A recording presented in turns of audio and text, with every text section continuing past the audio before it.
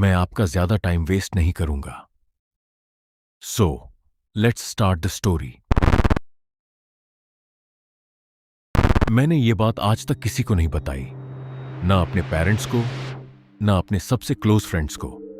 लेकिन पिछले महीने मुझे एक ऐसी फोटो मिली जिसने सब कुछ बदल दिया।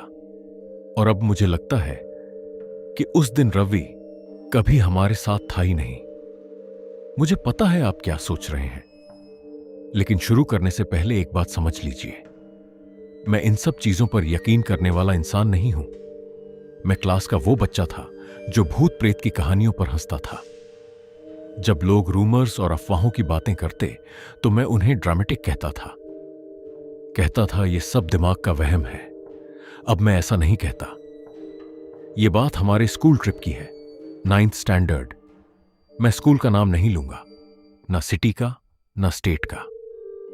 उस दिन जो लोग मेरे साथ थे उनमें से कुछ आज भी उस बिल्डिंग के पास रहते हैं, और मैं नहीं चाहता कि यह बात उन तक पहुंचे।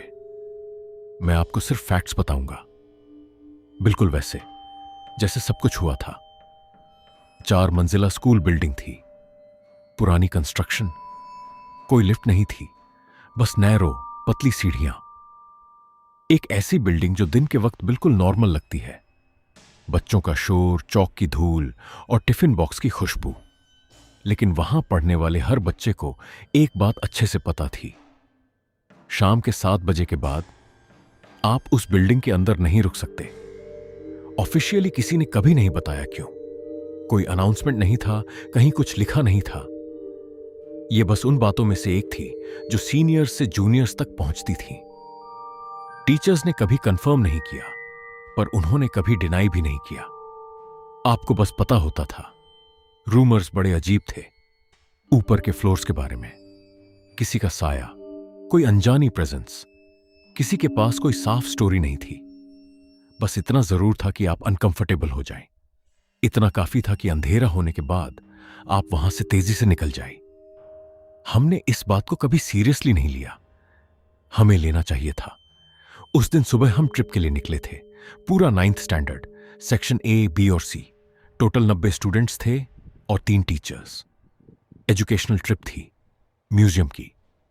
शाम 4 बजे तक हमें वापस आ जाना था, लेकिन आते वक्त बस में कुछ प्रॉब्लम हो गई। मैं डिटेल्स में नहीं जाऊंगा क्योंकि वो पॉइंट नहीं है। जरूरी यह है कि हमें बहुत देर हो गई, सिग्निफिकेंटली डिले हो गए हम। जब हम स्कूल पहुंचे तो आसमान का रंग गहरा नारंगी हो चुका था। वो वक्त जब धूप ढलने वाली होती है और अंधेरा सब कुछ निगल लेता है। टाइम हुआ था शाम के 6:47। मुझे याद है, मैंने अपना फोन चेक किया और अचानक मुझे एक अजीब सी घबराहट हुई जिसे मैं एक्सप्लेन नहीं कर पा रहा था। ऐसा लग रहा था जैसे मेरी बॉडी को खतरा समझ आ गया था, पर मेरे ब्रेन को अभी पता चलना बाकी था। टीचर्स सब समझ चुके थे। जैसे ही हम बस से उतरे, मैंने उनके चेहरे देखे। क्लास टीचर मैम ने अपनी वॉच देखी और उनके चेहरे के एक्सप्रेशन बदल गए। कुछ ड्रामेटिक नहीं हुआ, बस उनकी आंखों के पास एक टाइटनेस आ गई। ये उस इंसान का चेहरा था जिसे पता चल चुका हो कि उससे कोई बड़ी मिस्टेक हो गई है और अब वो उसे मैनेज करने की कोशिश कर रहा है। उन्होंने बाकी 2 टीचर्स से लो वॉइस में कुछ कहा, इतनी धीरे कि हम सुन नहीं पाए। उन दोनों ने हां में सिर हिलाया। फिर क्लास टीचर मैम हमारी तरफ घूमी। उनका चेहरा बिल्कुल कंपोज्ड था, शांत था। उन्होंने कहा, 3 लाइंस बनाओ। सेक्शन ए सबसे आगे, बी बीच में, सी सबसे पीछे। हम सब एक साथ ऊपर जाएंगे और अपने बैग्स लेकर तुरंत नीचे आएंगे। कोई रुकेगा नहीं, कोई बात नहीं करेगा। Straight up and straight down. किसी ने पूछा, क्यों मैम? उन्होंने बस अपनी बात रिपीट की, स्ट्रेट अप, स्ट्रेट डाउन। उसी पल हवा का रुख बदल गया। ये वो पल था जब 90 टीनेजर्स को एक साथ रियलाइज हुआ कि कुछ तो गलत है, पर कोई उन्हें बता नहीं रहा है। हम बिल्डिंग के अंदर चले गए। ग्राउंड फ्लोर बिल्कुल ठीक था, फर्स्ट फ्लोर भी बिल्कुल ठीक था, सेकंड फ्लोर भी ठीक था। मुझे याद है, मैं सोच रहा था, देखा, कुछ भी तो नहीं है। ये वही बिल्डिंग है जहां हम रोज बैठते हैं। वही दीवारें, वही चौक और पुरानी कंक्रीट की स्मेल। कुछ भी अलग नहीं है। हम 4th फ्लोर पर पहुंचे। सबने अपने बैग्स उठाए, टिफिन बॉक्स ली, जो नोटबुक्स डेस्क पर छूट गई थी उन्हें उठाया। सब कुछ क्विक और नॉर्मल हुआ। क्लास टीचर मैम हमें रश करने की कोशिश कर रही थी, पर वो ऐसा दिखा रही थी जैसे सब नॉर्मल है। वो काम और शांत होने का परफॉर्मेंस कर रही थी, जबकि अंदर से वो बिल्कुल शांत नहीं थी। वक्त हुआ था 6:53। हमने नीचे उतरना शुरू किया। अब उस स्टेयरकेस के बारे में एक बात समझ लीजिए। वो इतनी नैरो थी कि हमें सिंगल फाइल में, यानी एक के पीछे एक चलना पड़ रहा था। और क्योंकि हम 90 बच्चे थे, तो लाइन 4th फ्लोर से लेकर नीचे तक स्ट्रेच हो चुकी थी। स्टूडेंट्स का एक लंबा सांप जो धीरे धीरे नीचे उतर रहा था। मैं बिल्कुल बीच में था, सेक्शन बी में। हमने 4th फ्लोर का लैंडिंग क्रॉस किया, सब फाइन था। हम 3rd फ्लोर की तरफ बढ़ने लगे और तभी मैंने पहली चीख सुनी। वो कोई ऊंची या ड्रामेटिक चीख नहीं थी। ऐसा लगा जैसे किसी के पेट में जोर से मुक्का मारा गया हो और उसकी सांस निकल गई हो। एक शार्प, अचानक निकली आवाज। वो आवाज जो तब निकलती है जब दिमाग प्रोसेस भी नहीं कर पाता कि आंखों ने क्या देख लिया। फिर एक और चीख आई और उसके बाद लाइन पूरी तरह टूट गई। जो स्टूडेंट्स मेरे आगे थे, जो 3rd फ्लोर के लैंडिंग तक पहुंच चुके थे, वो अब चल नहीं रहे थे। वो भाग रहे थे, एक दूसरे को पुश कर रहे थे, धक्का दे रहे थे। किसी का बैग नीचे गिर गया, पर कोई उसके लिए रुका नहीं। मैं भीड़ की वजह से आगे नहीं देख पा रहा था। स्टेयरकेस बहुत पतली थी, बहुत ज्यादा लोग थे। मुझे बस आगे से आती हुई पैनिक की एक दीवार महसूस हुई और मैं भागा। सब भागे, 90 स्टूडेंट्स, 3 टीचर्स। हम सब उस स्टेयरकेस से जितना तेज हो सके नीचे की तरफ भागे। मुझे आज भी उसकी आवाज याद है। 180 पैरों की कंक्रीट स्टेप्स पर एक साथ भागने की आवाज। ऐसा लग रहा था जैसे बिल्डिंग के अंदर कोई ठंडर, कोई बादल गरज रहा हो। हम स्कूल के मेन गेट से बाहर सड़क पर आकर रुके। सब हाँप रहे थे, कुछ रो रहे थे, कुछ बिल्कुल साइलेंट थे। उनका चेहरा ब्लैंक था, जैसे ब्रेन अभी कैचअप नहीं कर पाया हो। मैंने अपने क्लासमेट दीपक को पकड़ा। मैंने उससे पूछा, क्या हुआ, तुमने क्या देखा? उसने बोलने में कुछ सेकंड्स लिए। उसने कहा, 3rd फ्लोर का लैंडिंग, जो आखिरी क्लासरूम है ना, उसके कॉर्नर में वहां कोई खड़ा था। मैंने पूछा, कौन था? उसने कहा, उससे चेहरा नहीं दिखा, बस एक शेप था, डार्क साया, बिल्कुल स्टिल, कॉर्नर में खड़ा हुआ। मैंने कहा, अरे शायद कोई वॉचमैन होगा या कोई प्यून जो रुक गया होगा। दीपक ने मेरी तरफ देखा। उसने कहा, उसने मेरा नाम पुकारा। मैंने कहा, क्या मतलब तुम्हारा नाम पुकारा?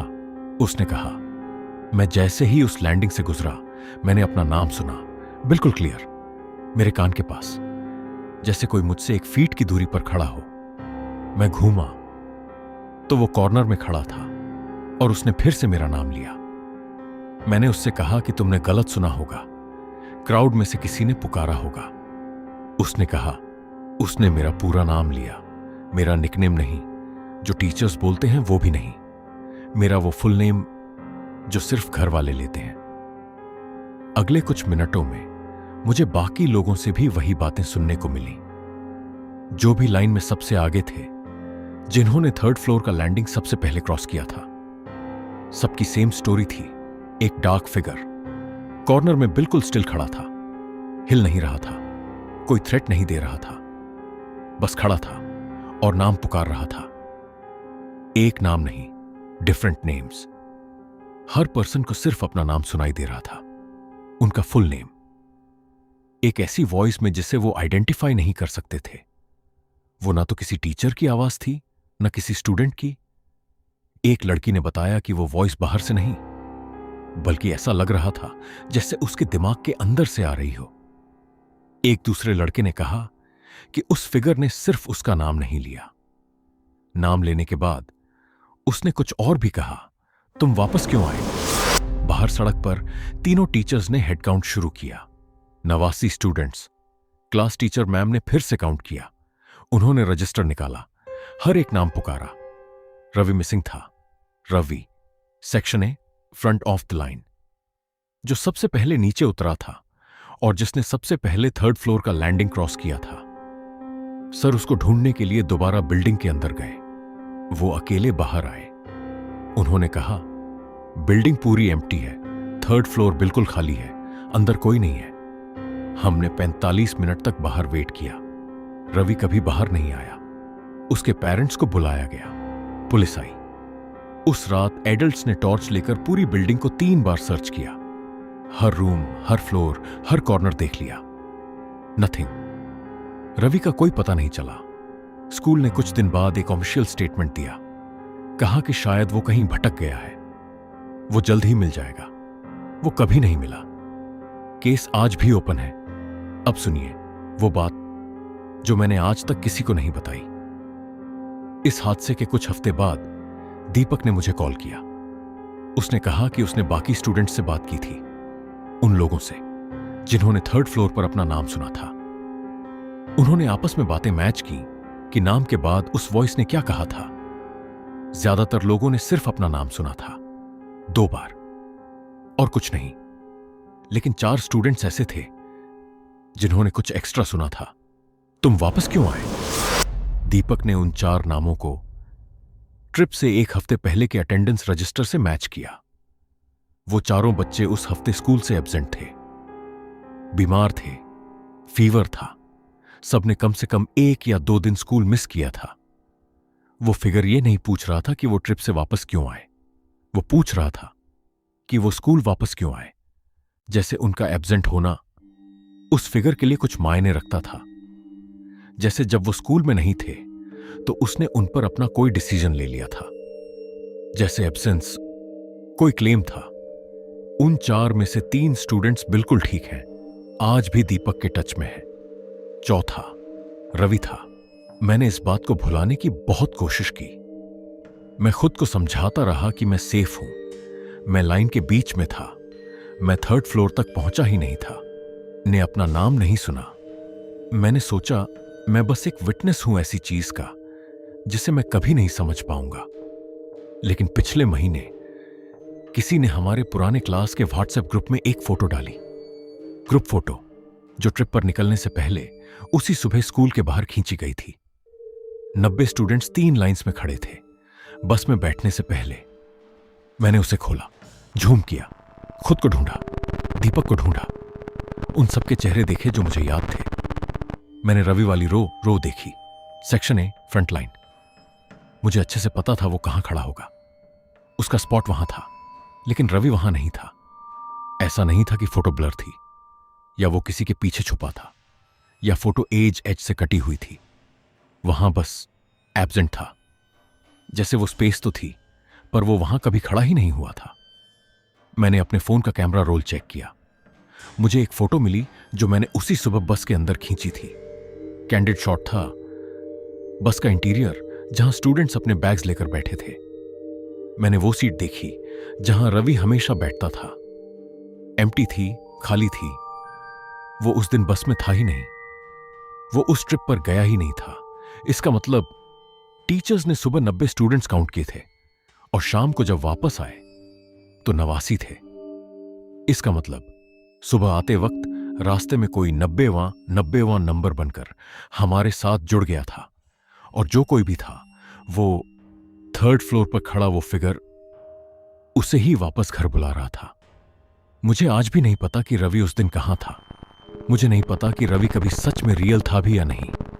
लेकिन मुझे एक बात जरूर पता है, उस फिगर ने उस इंसान का नाम पुकारा जो वहां था ही नहीं।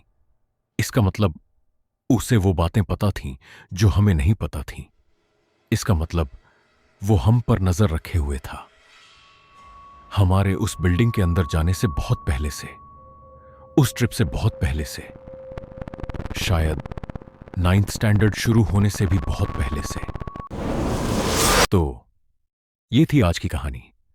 अगर इस स्टोरी ने आपको सच में डराया तो वीडियो को लाइक करना मत भूलना। और अगर आप ऐसे ही और हॉरर स्टोरीज सुनना चाहते हैं तो चैनल को सब्सक्राइब जरूर कर लें। मिलते हैं अगली डरावनी कहानी में। तब तक के लिए गुड नाइट।